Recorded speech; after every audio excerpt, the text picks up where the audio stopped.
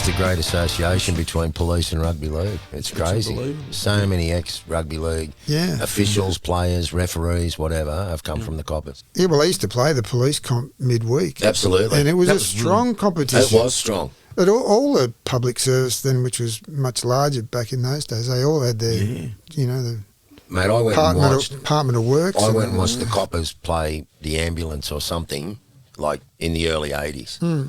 Got asked to go with some of the New South Wales cricketers. Mate, they just beat the shit out of each other. And I thought, hope that Copper doesn't see me mucking around down the beach at Maroubra. I was like 21. Give me the big toe target up the on arse. Very willing, wasn't it? Yeah, but what about lingerie? What What about lingerie rugby league? A big fan. Would you like to see that come in?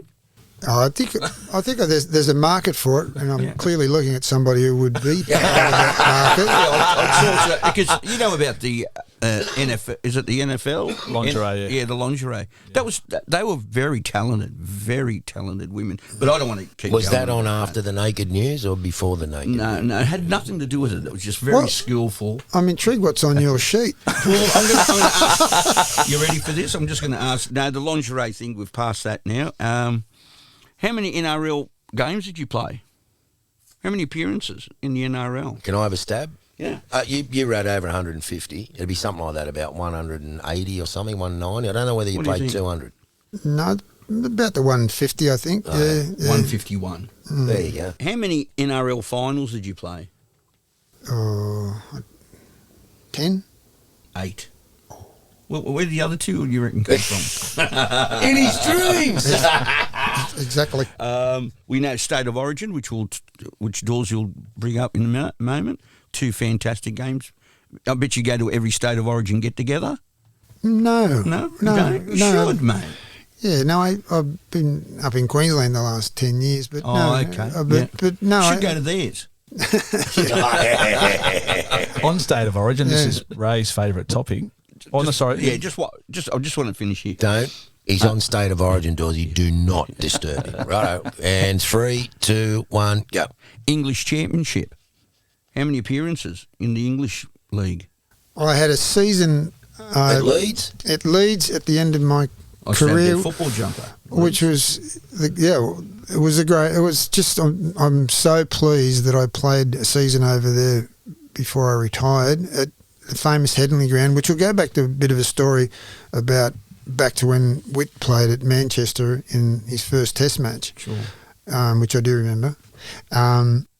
It was ABC used to bring out a book when they go on Nash's tour over there, and it used to have every ground they were playing out stats for all the players and everything. It was like a Bible, the ABC cricket Jim book. Maxwell. Yeah. Legend. Might have been before. Might have been Alan McGilvray. This was back. But I remember back in 1972 when the Ian Chappell side went, and I had this, and I had the little national Panasonic transistor radio listening love that to radio, the cricket. You've mentioned that a few times. It was fantastic. Well, that's the only way you could listen to sport. Yeah, and I turned the page and it came to Headingley, Leeds, and I saw it. Now there was a football ground, and then there was a grandstand, and on the other side was the famous cricket ground. Yeah. And I thought, what a great design to have a football ground and a cricket ground all in this one spot. And luckily, I got the opportunity to go and play over there in 87, 88 and played on the Headingley rugby ground. And how tough were those blokes in the English comp? Yeah, they were very skillful and very tough. It was when I went over there, they really dominated rugby league, and from a skill point of view, we were a lot more physical. But they were very offloads, wasn't it? Yeah, and they were hard as nails in the days, And when I was very competitive, a lot of good sides, the Wiggins and the Widnesses and the Bradfields and the 2 Hull sides. So it was all around the north of England, across the Pennines on the Lancashire and on the Yorkshire, M62, and it was. I made a lot of good friends over there, and really enjoyed my time there. It was important that it wasn't a holiday, that you went over there, and if the fans saw that you were putting in and putting your effort in, then you know, they were great fans. They could remember things from, you know, 10, 20, 30 years ago and tell you which, you know, from Whitney, you know, to Ray, to Andrew, and then they scored in the corner. And it was, you know, they're great. And they could sing, great couldn't supporters. they? Yeah. They could sing, couldn't they? Yeah, they were great. Do you remember anything they used to sing? Any songs or anything? Not really. Not really? No. Well, Marty's right, but if you was the same in the cricket, if you went over and signed up for a Lancashire League club and fucked around, like didn't turn up to training or didn't take your responsibilities as the professional for the club, help the young blokes, train them, some, and lead the team with the captain, you got no support. Yeah.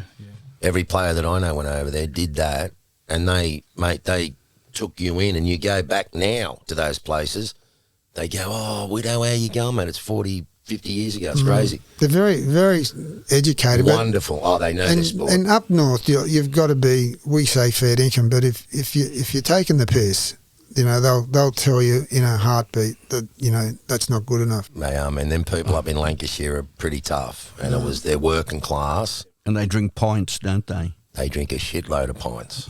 I said to the blokes at the Fleetwood Cricket Club that first year, because me and Peter Devlin went over, and you remember Peter Devlin very well. My old Green Shield skipper. Skipper, that's it.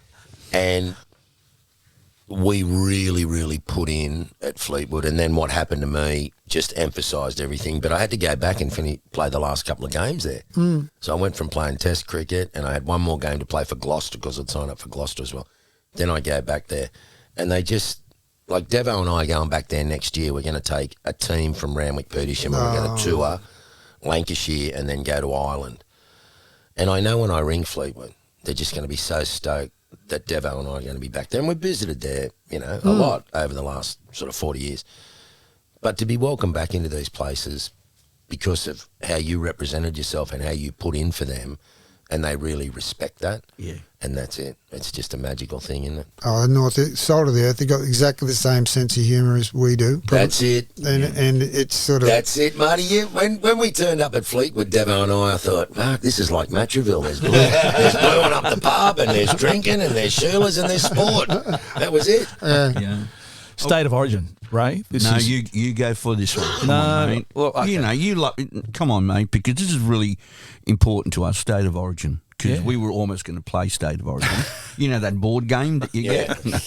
Go on. But yeah, to play for anyone to play State of Origin is a massive achievement. But the 1983 series, and looking at the guys that you played with in that side and the guys in Queensland, like there's some of the best players Greatest of all time. Like, what was it like to be selected and then to play with the Peter Sterlings and the Brett Kennys and those kind, and then Mick Cronin. But not that. Guru? Was Guru on the wing? Absolutely. Guru! But also you're in the back line, and then you've got Gene Miles and you've got Mal Meninga like on the other side. Like how did you deal with all of that?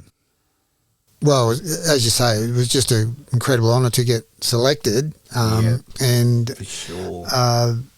and to play the first game, I'm now, like Ray said about football cards before, like you had plenty of my cards because, you know, they weren't great bartering tools. So you'd get like one Brett Kenny card would be swapped for 13 Marty Gurr. Is that why I got so That's many? why you got so many. So that's why that is. To play, and I am now officially a rugby league trivia answer, is that I was lucky enough because the Parramatta backline and team, you know, like had given my Roosters team so much grief. They were such a great side through those years in the 80s. And to be able to play in the same team with their full back line and me. Why did the other fullbacks fall over or something? You didn't speed You're rapid. cruel. No. Now I thought a lot of. Yeah. Well, let's talk about that. You must have been in. Yeah, who was the incumbent fullback that you took? Who was the fullback in the first game? I think Greg Brentnell might have been the fullback. And You were better than him. I think he got injured. Yeah. He got injured. It was either him or Graham Eady, but I think Eady was coming to the end. There was an injury, so I was playing okay. And You must have been got playing knocked better in. than okay, brother. You must have Yeah, been they on called you fire. the Russell Fairfax or something in one of these. Yeah, well, Oh no, that was Schubert. Sorry. No.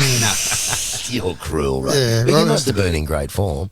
I But what about thought I turning was up playing well. at training and you look at all those, and you go, wow, this is the best backline in the game, really. Yeah, well, that was the thing. But, the beauty of it was, they were all good fellas. Yeah. And although they give you grief on the field, a bit the same what you were talking about before, there was respect, and they made you feel welcome. Was it a lot different there? Like you'd play on the Sunday, get selected Sunday night, do a medical Monday morning, you'd probably lose about 5 or 6 players through injury. Yeah. And then I think you played either Tuesday night or Wednesday. So I think it was a Tuesday in those days. So it's not the 10-day, 12-day preparation. It was very much on the run. That was the first year of the 3 games, wasn't it? 'Cause second year. That was the second year. Yeah, because 80, I 81 year. thought you'd know that. No, I did. I was just trying to see if you That was very early. Did I pass the State test? of Origin was 1980. So it was still 80. Queensland saying we're the poor cousins and we've never been given a free. I mean, Wally played in those games. How was that playing against the King? Yeah, well, you had Wally Lewis and then you had Brett Kenny, who were 2 contrasting players. But between those two in 5'8" play, and then with Sterlo and Alfie?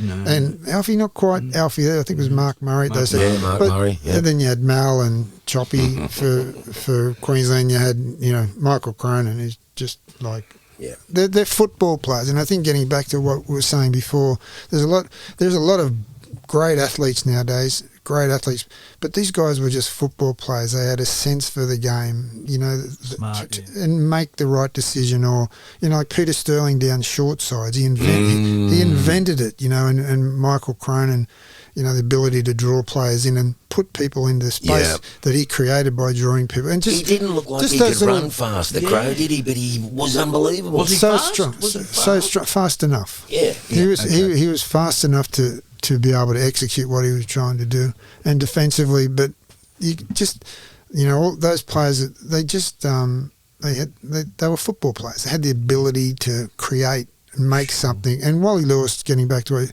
Wally was such a complete player. He could play a very skillful game. He could throw the ball 30 metres. He could put people into holes. Or if he thought the game wasn't going the way that he wanted to go, he could make the game really physical. He could play very physically to lift his team, to intimidate or change the way the game was going. What they call now, I think they had the run of the play. We haven't been able to change them. He could change the momentum just through his ability, Of knocking the ball out and the ref not seeing it and stuff like that. If you had to do that, that's what he did. But that's a skill. He could read on the run whether the game was going right for them or wrong. If it was going wrong, he could change the game, and it's easy to say. And they say, "Oh, Wally only had to play 2 or 3 good state games a year, and the rest of you could play in Brisbane." Well, yeah, but who can turn it on and turn it off? It's a rarity, isn't it? It's just handful of players. It's a great skill, and that's undermining the Brisbane competition, which was very strong. Very it still strong, is, isn't it? It was really strong then, and down we were a bit insular down in New South Wales, thinking we had the only competition. But people only came down from Queensland, if they needed the money. They had good jobs in Brisbane, or Queensland country, and the Ipswich comp was strong. The Toowoomba comp up north at Townsville and all the way. I'll leave some out, let alone the Brisbane comp, because those people had their lives there. A good example of that was that we had a guy called Johnny Lang who'd played on and off. And in Australian teams, and always performed. And he played in Brisbane his whole career. And people would say, "Oh, they've got to put a couple of Queenslanders in." This guy was such a good player that he came down in 1980, the year we made the grand final. Arthur Manny, our hooker, had a bad accident at work. John Lang came down. He played for Sydney, New South Wales, Queensland, Australia, and made a grand final with us, and was just absolutely dominant in the way he played the game, as if to say, we can play up here too. But they didn't come down because of work.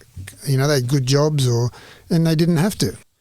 Talking of Lang Park, was one of the games you played for New South Wales at Lang Park? Yes, we got belted in the third game at Lang Park. Did they call Lang Park after Johnny Lang? No. Marty Lang. We've had Eric Grothe Senior on the podcasts recently, and he talked about his first game there, and you actually had to walk through the bar area.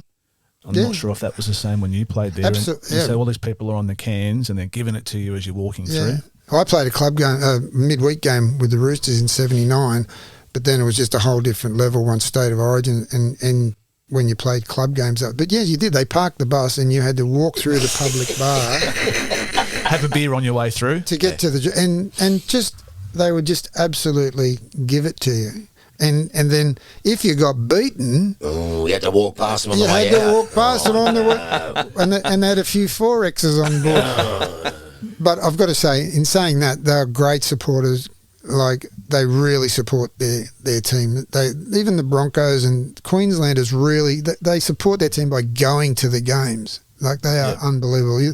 I think they had 30 or 40,000 there for the Dolphins game with the Broncos. A bit like Melbourne, they got nothing else to do, so they'll just go. Yeah. One more thing. Such a great stadium too. Yeah. One more thing that Eric actually did say as well, the first game he played, Choppy Close actually bitch slapped him across the face in one play. I'll the never ball. forget that. And he said that's when he realised, this is like, these guys are taking this really seriously. Well, I mean, Eric was such a champion player, but he was a footy player. It was like he was just going out playing with his mates, which he was. But he was just... He must have had a centre of gravity probably about 6 inches off the ground. I know. What about when he used to just bump people off? He used to just swerve. Not lose any speed. No. Well, how did you feel when you were playing for the Roosters and you're playing against Parramatta and you see the Guru running down the sideline and you've got to come across and and it cover? goes Sterling, Kenny, Ella, Cronin, out to the Guru. He was taught how to tackle properly around the legs, and that's what you were really good at, mate. Like, really. Well, I went through all those motions of, okay, I've got him down the sideline, got him cornered here, so I'll just accelerate in, and then you'd accelerate in, you'd go drive in really hard, and you do exactly what Witt said. He'd bend, get his legs away from you, and forearm you into the deck, and you'd go, too good for me. Somehow he used that, but it wasn't nasty. He wasn't trying to elbow you. He just push you away. You've asked the Guru on that podcast, like, was that something you worked on? He said, no, that's just, I don't know how I did it. That's part of what I did. It's so typical of Eric. No, I didn't. No, I just used to do that. And used to do it just against Marty Gurr. Move his hips as well. Yeah, same with Brett Kenny, like, he'd move and swerve and change direction, and but not lose speed, and not lose. But you think, I've got him here. He's got to go this way, and then all of a sudden he's gone the other way. And we shouldn't Steve Ella should not leave him out of the conversation. Zip Ella. But it's just so many. There's so many. Zip. Like we made the grand final 80 and got beaten, but we thought, that's okay, because we're only young. This will all happen again. Well, that was the last grand final I played. We got knocked out in the final the next 2 years. So, it's... but, yeah, that Parramatta side was fantastic, as each era has side. I don't like people going back comparing, eras or NRL eras to... I mean, great players and great sides were great sides in their era, and they would have adapted and played to whatever the rules or... were at the time, and I'm sure that's the same with cricket. For sure. They say, that guy wouldn't have been able to handle that sort of bowling. We say, well, hang on a second. He played when he had a protector, and sometimes people said if you wore a thigh guard, you weren't quite courageous enough. That's right. So these guys used to play. So you've got to take things in, and on wickets that were left out in the rain. Yep. They weren't covered. My son asks me this all the time, and this follows into what you say. I would have adapted my game in my era to play in the IPL. Because Fergus says, would you have played in the IPL if you were playing now? I go, I put both my hands up, mate. Like, come on.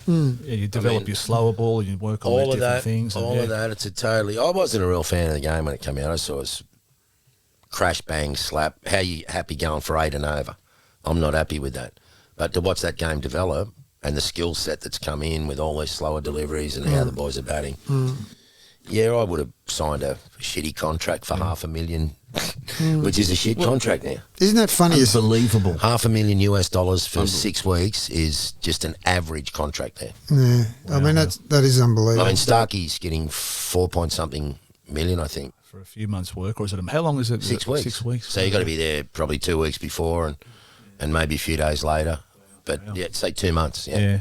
Well, As long as they, and I'm sure they do acknowledge that the whole, World Series cricket thing, that was the start Created that, of absolutely. creating it, and I'm sure you guys are respected for what you went through digging the well and all that sort of thing. So It's funny you say that because a lot of the fellas playing now will say, just every now and again, we really appreciate what you blokes did, like forging the way. And just after I retired in '94, the Australian Cricketers Association started. We didn't have anything like that to go in and bargain for us or put our agreements together or have money left over for the old blokes if you're struggling. Now we've got a very, very solid Australian Cricket Association. And that's the way it should be too. Of course it should be. So, Of course it should. nicknames. Hammer. Was that your nickname or one of them? no, more people. John Harvey gave me a nickname. He used to like to play around with your name. So he reversed the two first initials on your name. So I always got Gardy Murr. And they always thought that sounded rolled off the tongue all right. So that was my Hammer. I think, depending who you talk to, they reckon I gave it to him and myself.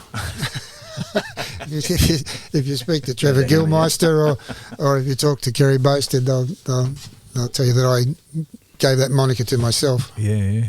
Okay, champ. Well, as you know, we're all musicians, the three of us. We play music all the time. So I'm always looking at names of bands. There's a German garage band called Gurr, Gurr.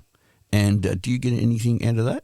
No, there's no royalties there from No, well, nothing. Would you have looked at that? Well, they can't be very good. But no, it hasn't flown. Unbelievable. And what about when they said you're the Russell Fairfax? When you came into Grothe, we've got someone similar to Russell Fairfax. And you were pretty flamboyant. You had really nice long hair. And Looked a bit like Unlike Fairy. that. Yeah, you looked a bit. Oh, That was about it. We probably had the same body shape and the way longer you- hair, but yeah. but Russell Fairfax was the first rock star of rugby league. I'm telling you, he was just not just in rugby league circles. East Leagues Club was next to the Bondi Lifesavers, and all the rock stars used to go there. So it was only normal for Russell to be there as well. And he crossed over into all the other different areas. Like he was sort of like a celebrity.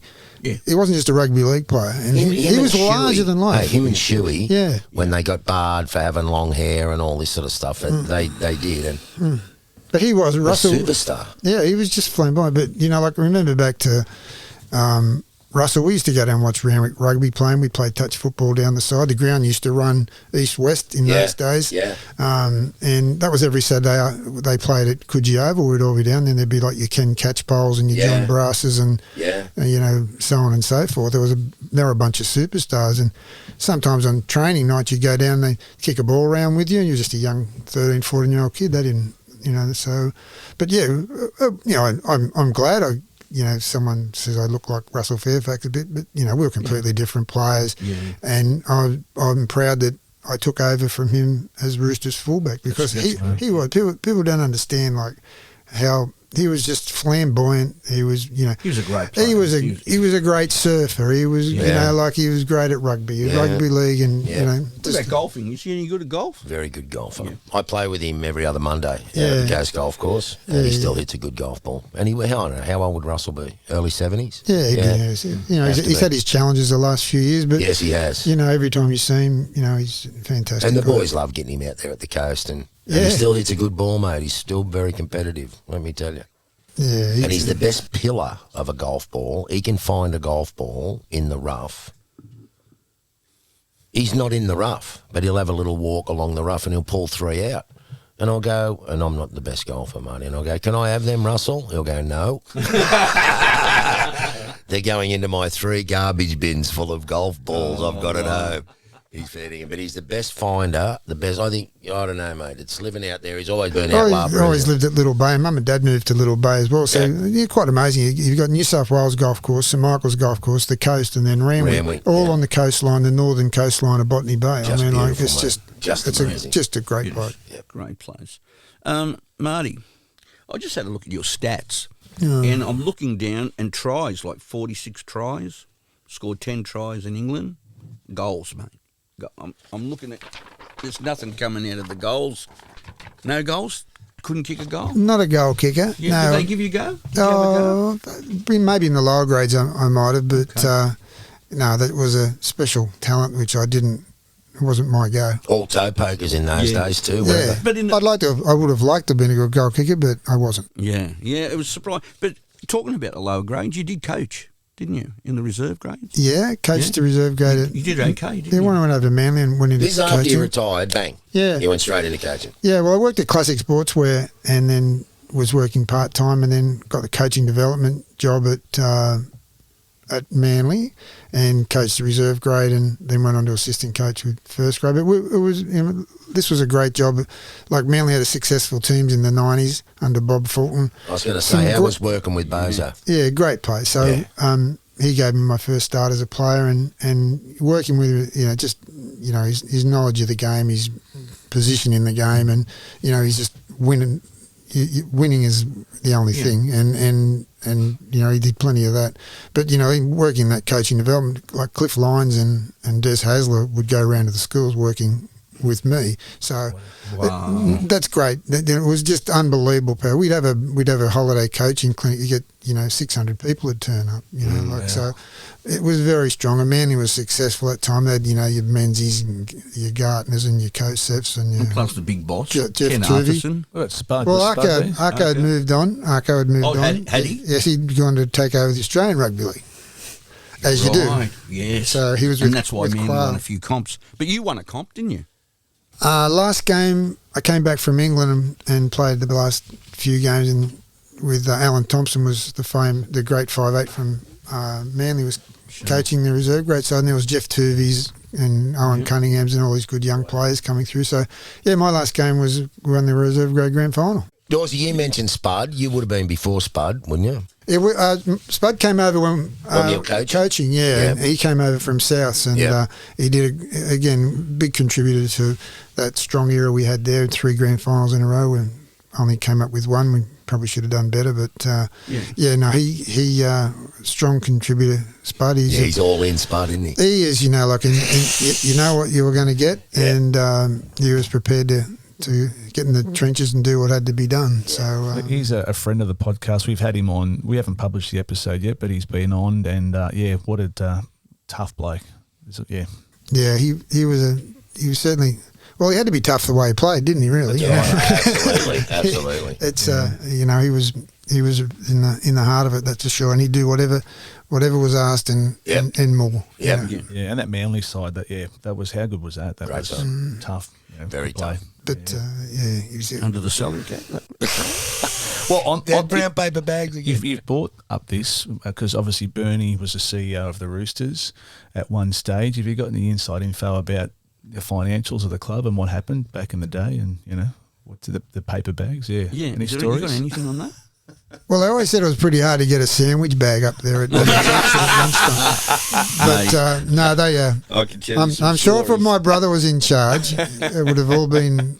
Yeah, he's pretty good. He's a chartered accountant, my brother. He's good with numbers. He's a stickler, isn't he? He's a stickler. And he was at Parramatta too, I believe, as the CEO there for a while. Or? Yeah, Byrne went out to Parramatta when they had problems out there with the board and the fines and governments, and he just went in there and just rebooted the place with the administrator, and just got all their systems and programs into place, and I would say that he's been a big part of their success, and what they're achieving now is their compliance and like buying players, type of players.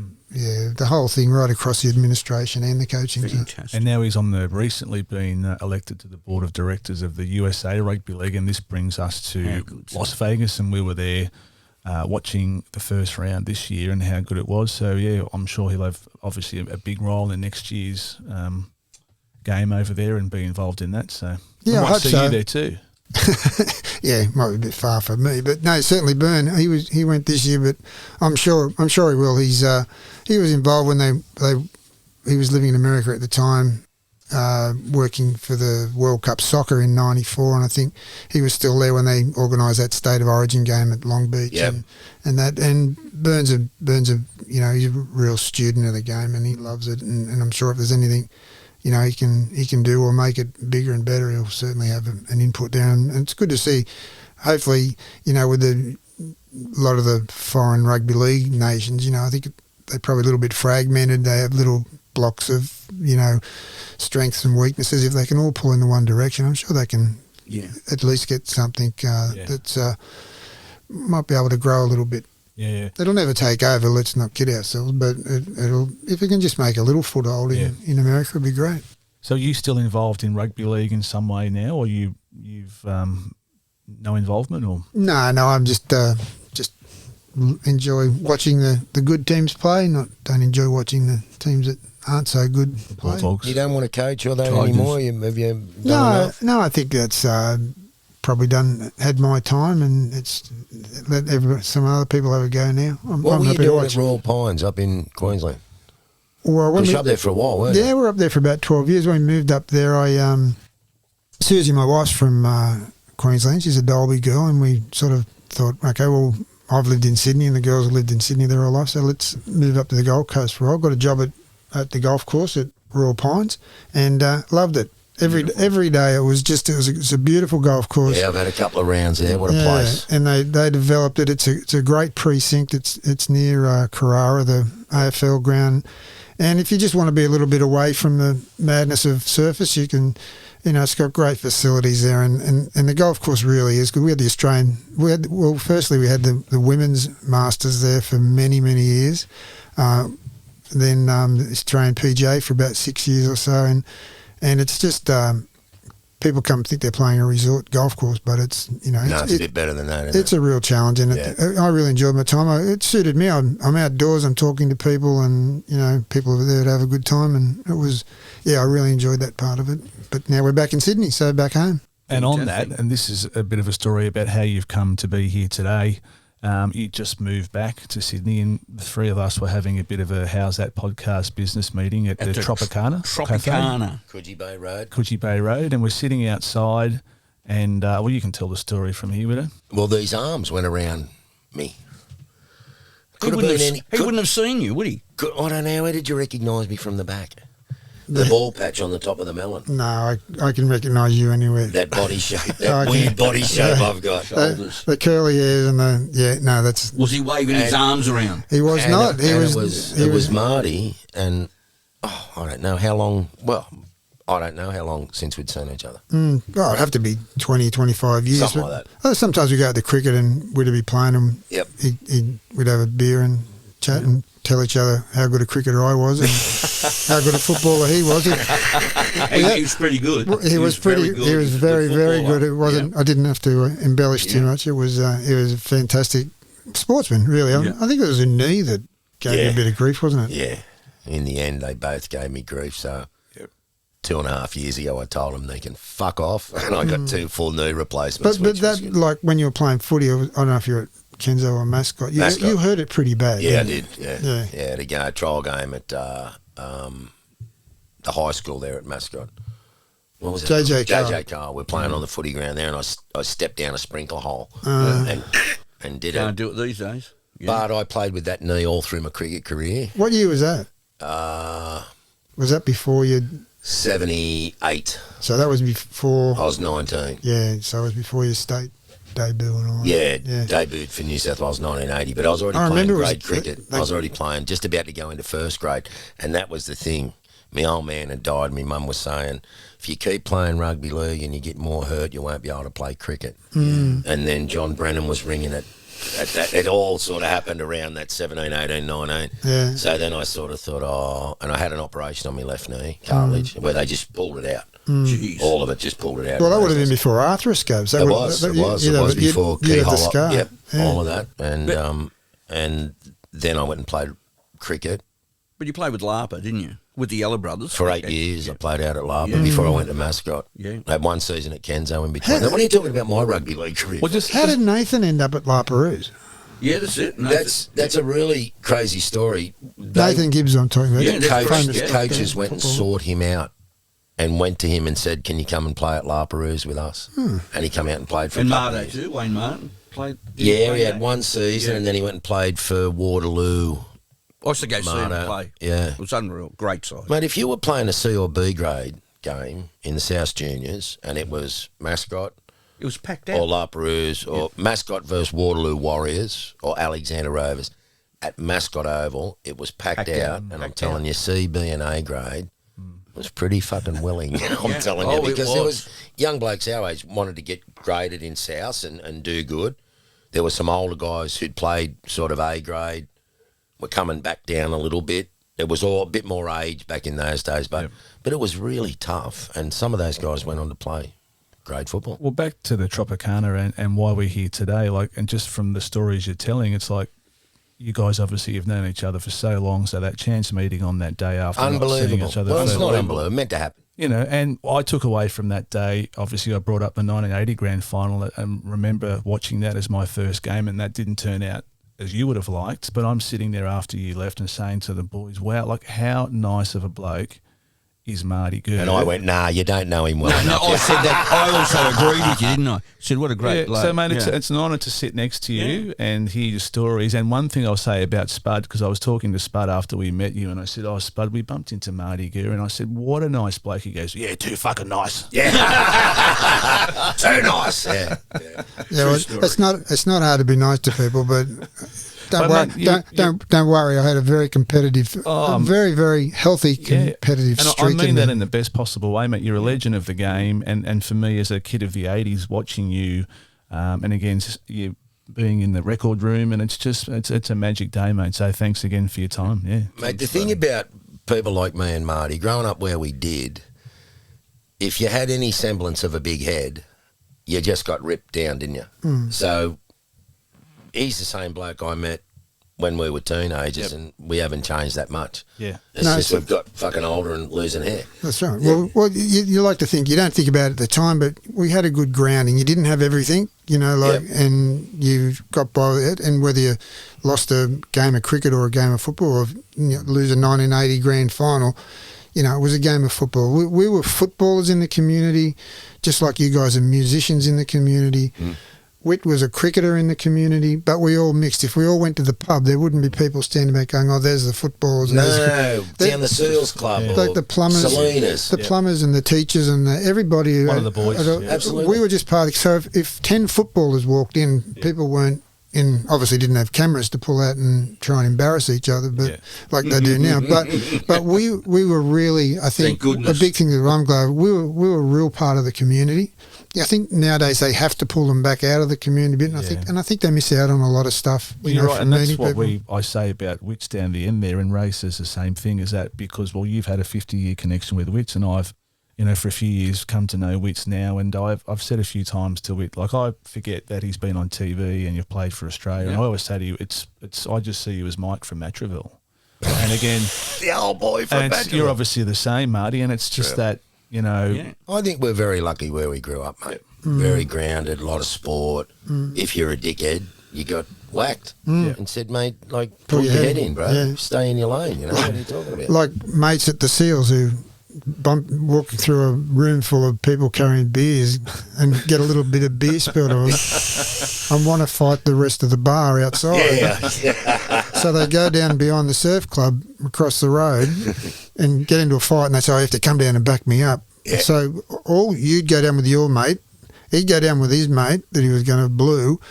Everyone's sitting around hoping that the other guy would towel your mate up so he stopped doing this and you could have a good night out. Then you'd put him in a cab and send him home. The Maroubra Seals Club, how beautiful. On that, Marty, it's been an absolute pleasure having you today. You're a legend of the game. Absolutely. And a fantastic bloke. And when we play this music... Brings us to the end. Yeah, so thanks again, and until next time. Thanks for having me, boys. Thanks, buddy.